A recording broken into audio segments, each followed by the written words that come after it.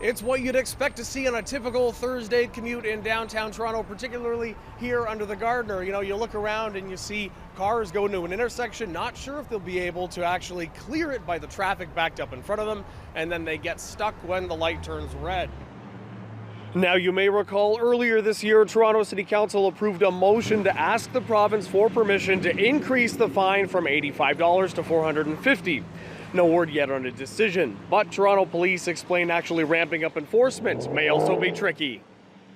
Our goal is to keep the city moving. The problem with stopping a vehicle that you have identified that has, committed this offense, you're in fact blocking the roadway once again.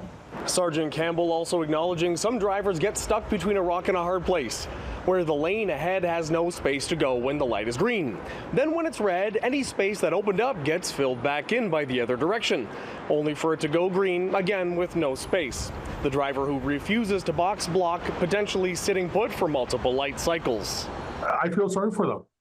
They're doing the right thing, and unfortunately, they're getting punished for doing that. I think the decision to increase the fine is great, but I don't understand why we are not moving forward with camera-based enforcement. Jess Speaker is with Friends and Families for Safe Streets, an advocacy group that describes itself as made up of those impacted by road violence.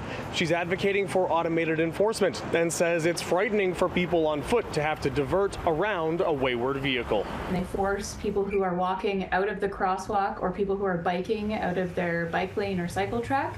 That's dangerous. We have speed cameras, we have red light cameras, we could have cameras for blocking intersections, we could have cameras for parking and bike infrastructure, we could have cameras for parking on the sidewalk. I think it's a very terrible behavior that contributes to already congested roads. Meanwhile, Chris Klimek, a driver's advocate with the Stop100.ca Drivers Association, says he's not in favor of the fines, instead suggesting more education for drivers.